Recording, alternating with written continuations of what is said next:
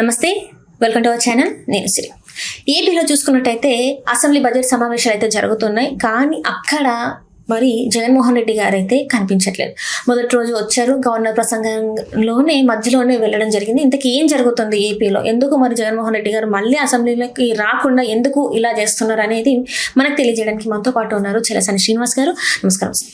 నమస్కారం, అందరికీ నమస్కారం. సార్, ఏంటి సార్ ఇది? అంటే జగన్మోహన్ రెడ్డి గారు అసెంబ్లీలో ఎప్పుడు ఉంటారని చెప్పి అందరు చూస్తున్నారు సార్. ఎందుకంటే ప్రశ్నించాలి, ఒకటి అక్కడ ఏదైతే ఉందో దాని గురించి మాట్లాడాలని చెప్పేసి ప్రజలందరూ కోరుకుంటున్నారు. కానీ జగన్మోహన్ రెడ్డి గారు మాత్రం అసలు అసెంబ్లీలో కనిపించట్లేదు. మొన్న కూడా చూస్తే వాకౌట్ చేసేసారు, బయటకు వచ్చేసారు. ఏంటంటారు సార్?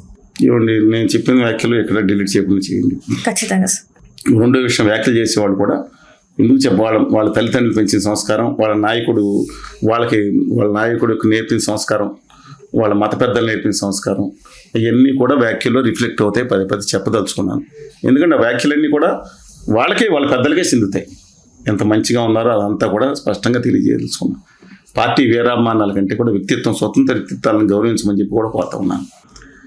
ఇవాళ జగన్మోహన్ రెడ్డి గారు అసెంబ్లీలోకి వచ్చినప్పుడు ఆయన్ని హేళన చేయడానికి అనేక ముందు ఒక రఘురామకృష్ణరాజు గారు ఆయన ప్రయత్నిస్తున్నట్టు ఎలా జరగబోతుందని కూడా రాసి ముందు పొంకాలు వదిలిపెట్టారు క్రితం ఎలక్షన్ అయిన తర్వాత.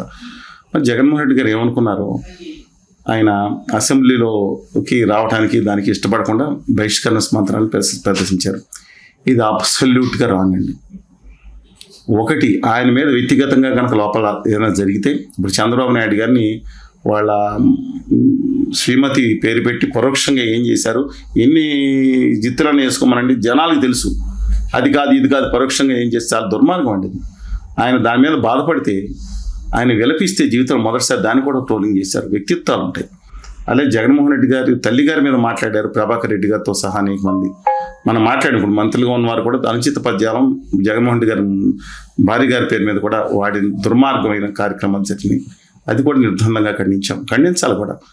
ఇంకా కొంతమంది అతి సిగ్గు లేని వాళ్ళు, సిగ్గు లజ్జ మానవమానం లేని వాళ్ళు కొంతమంది రాజకీయ నాయకులు తగలపడ్డారు. మన దౌర్భాగ్యం.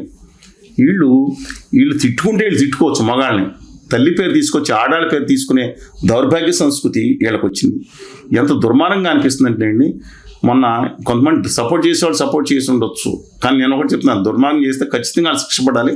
దానికి భౌతిక దాడులు పరిష్కారం కాదు. వాళ్ళు ఇళ్ల మీద వెళ్ళటానికి అవుట్ రైట్గా ఖండిస్తున్నారు, అది వేరు. సెకండ్ థాట్ లేకుండా భౌతిక దాడిని చాలా తీవ్రంగా ఖండించే వ్యక్తి నేను. కానీ ఎలా మాట్లాడారు, తల్లి పేరుతో మాట్లాడతారు. అంటే వాళ్ళు మాట్లాడారు, తర్వాత వచ్చి ఎవరు మాట్లాడారు తప్పుకొని తల్లి పేరుతో కాకుండా తల్లి జననాంగాల గురించి కూడా బూతులు పెట్టి మాట్లాడారంటే ప్రతిఘటన సినిమాలో. అందుకనే ఎవరు విజయశాంతి గారితో పాట వచ్చింది, అది చూసుకోమనండి ఒకసారి. సిగ్గు ఉండాలి కొంతమందికి.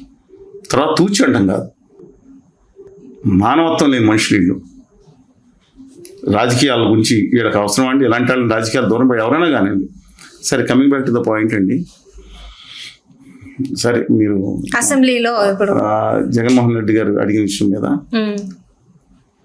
ఆయన బహిష్కరణ మొత్తం పార్టీ అంతా చేయటం అనేది, శాసనమండలిలో ఉంటారంట, శాసనసభలో ఉంటారంట. ఇది నాకు అర్థం కాదు. శాసనమండలి ఎప్పటి నుంచి ఉంటున్నారు? లాస్ట్ టైం కూడా ఉన్నారు. ఎందుకంటే శాసనమండలి చైర్మన్ కూడా ఆయనే, మోషన్ రాజు గారిని వైకాపా వాళ్ళు ఉన్నారు. అక్కడ మాత్రం మాకు ఆధిపత్యం ఉంది, మేము ఉంటాం. ఈ డబుల్ స్టాండర్డ్స్. పైగా శాసనమండలి రద్దు చేయమని ఏకగ్రీవంగా తీర్మానం చేసి ఏకగ్రీవం కాదులేండి, మెజార్టీ తీర్మానం చేసి పంపించారు. ఏది గతంలో పంపించారు. మాట తిప్పని మడం తిప్పని అన్నారు.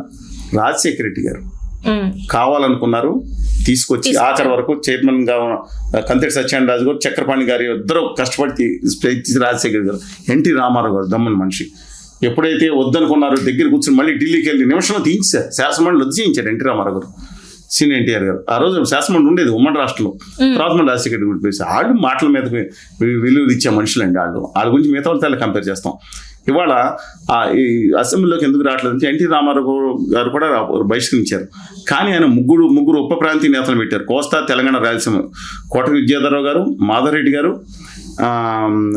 ముద్దుకృష్ణారెడ్డి గారు, ముగ్గురు నేతల దగ్గర పెట్టి గోపాలకృష్ణారెడ్డి గారు పెట్టి, నేను లేని బాధ్యత మీరు 3 ప్రాంతాలను తీర్చండి, మనం దీన్ని చించాలి, నన్ను అవమానకరం చేశారు, నన్ను బూతు మాట్లాడినారు అని నేను తిరిగి ముఖ్యమంత్రిగా అధికారంలో పెడతా అని చెప్పి బహిష్కరించి వెళ్ళారు ఆయన. That is NTR. చంద్రబాబు నాయుడు గారు కూడా ఇదే పని చేశారు. ఆయన భార్య గారు అయినప్పుడు నవంబర్ 19, 2023 అనుకుంటే 23 ఆ రోజు నుంచి రాలేదు అన్నారు. కానీ ఈ 60 రోజుల కండిషన్ ఉంది. వరుసగా 60 రోజుల పాటు శాసనసభ సమావేశాలకు ఎవరిని హాజరు కాకపోతే 190/4 అనుకోండి, 191 చట్టం కాన్స్టిట్యూషన్ ప్రకారం వాళ్ళ సభ్యత్వం ఆటోమేటిక్ అవుతుంది. ప్రయోగించడానికి సిద్ధపడ్డారని వస్తున్నారు. అప్పుడు రామారావు గారు చంద్రబాబు నాయుడు గారిని ప్రయోగించలేదు. ప్రయోగిస్తే వచ్చి ఉండేది, అది వేరే సంగతి. అందువల్ల అది గమనించుకోవాలి. ఇవాళ ప్రజా సమస్యలు ఎమ్మెల్యేలను ఎన్నుకుని దేనికంటే చట్టం దేనికి పెట్టింది? మళ్ళీ చెప్తున్నా, వీళ్ళకి ఏమైనా కొమ్ములు ఉన్నాయి. ప్రతి ఎమ్మెల్యేనంట రాజా గారంట, ముఖ్యమంత్రి అంటే మహారాజు అంట, ప్రధానమంత్రి అంటే చక్రవర్తి అండి. ఎవడండి చెప్పింది వీళ్ళకి? ఒక శాసనసభ్యులకి ఇచ్చిన అధికారం ఏంటంటే కేవలం శాసనసభలో కూర్చోవటం, శాసనసభలో ప్రజా సమస్యలు ప్రస్తావించడం, దాన్ని సరిచేయించడం, సమస్యలు ఉంటే కొత్త చట్టాలు చేయించడం, పాత చట్టాలు ఏమైనా కుదిరితే సవరించడం, వీళ్ళ జుద్ది. కానీ ఎవడు అక్కడ ఎస్ఐ ఎవడు ఉండాలి, సిఏ ఎవడు ఉండాలి, వీళ్ళే డిసైడ్ చేస్తారు. ఇక మంత్రులు వస్తారు, వీళ్ళు చినరాజా గారు, వీళ్ళ పెత్తనం, వీళ్ళ సంపాదన, వీళ్ళు ఎక్కువ మంది అండి. ఇక రాజా గారు, వాళ్ళే రాజు తలుచుకుంటే ఏదైనా జరగాల్సింది, ఎవడన్నా లోపలే వేసింది, ఎవడైనా వేసేయాల్సింది. ఇక చక్రవర్తి అంటే మరి దుర్మార్గంగా ఇప్పుడు గుజరాతీ పాలకులు ఇద్దరు తయారయ్యారు, వేరే సంగతి. అందువల్ల మీ శాసనమండలిలో చేయాల్సిన పని మీరు చేయండి. ప్రజల సొమ్ములు మీరు తీసుకుంటున్నారు, ప్రజలు కట్టిన పన్నులను తీసుకుంటున్నారు. ఇంకోటి కూడా ఆశ్చర్యంగా, జగన్మోహన్ రెడ్డి గారు వచ్చినప్పుడు అధికార పార్టీ కూడా హేళన చేయడానికి చూస్తూ ఉంది. కితంసేపు వాళ్ళ అడ్డగా నరికేస్తామని మాట్లాడిన వాళ్ళు కూడా ఉన్నారు. ఇక్కడ చంద్రబాబు నాయుడు గారిని కాంబాబు అని మాట్లాడిన వాళ్ళు కూడా, విలువ తక్కువ కూడా మాట్లాడిన వాళ్ళు కూడా అందరూ అటు ఇటు ఉన్నారు. పద్ధతి కాదు, గౌరవం నేర్చుకోండి. ఒకవేళ జగన్మోహన్ రెడ్డి గారు తగినంత అవకాశం ఇవ్వకపోతే ప్రజలు తీర్పిస్తారు. కనపడతా ఉంది కదా శాసనసభలో కూడా. ఏంటంటే మాకు ప్రతిపక్ష హోదా ఏంటి నాకు అది ఇదొకటి. ఎవరో దిక్కుమాల సలహాదారు తయారుపడ్డారా? ఎవరు జగన్మోహన్ రెడ్డి ప్రజలు చూస్తారు కదా. మైక్ ఇవ్వడానికి ఇప్పుడు ఇంతకుముందు ప్రయత్నం చేశారు, 23 ఇచ్చారు. ఇంతకుముందు ఈయన దుర్మార్గం చేస్తే 11 ఇచ్చారు. ఇప్పుడు ఈ దుర్మార్గం చేస్తే ఇంకోళ్ళకి ఒకటేస్తారేమో. ప్రజలు తెలుసుకోవాలి కదా ఎంత దుర్మార్గంగా ఉన్నారా లేదా అని తెలుసు. అందుకని కనపడాలి కదండి ఇంతకుముందు. అందుకని నేను చెప్తా ఉన్నాను, దయచేసి చెప్తా ఉన్నాను. ఇంత కూర్చోని అనలేదా, వీళ్ళు అనలేదా? వాళ్ళు నేను ఒకటే చెప్తాను, దిక్కుమాల సలహాదారులు ఎవరో తగలబడ్డారు జగన్మోహన్ రెడ్డి గారికి. ఇవాళ నినాదాలు చేసుకుంటే ప్రత్యక్ష హోదా, ఇది మాకు ప్రతిపక్ష హోదా ఇవ్వాలి ధర్నా చేసుకుంటూ వెళ్తుంది. ఏంటిదండి బుర్రలో పోయినాయి వాళ్ళకే. నేను ఇంకా ప్రత్యేక హోదా ఇవ్వాలని ధర్నా, జగన్మోహన్ రెడ్డి గారు ప్రత్యేక హోదా ఇవ్వాలంటే కొంచెం శానిటీ అని వచ్చేది.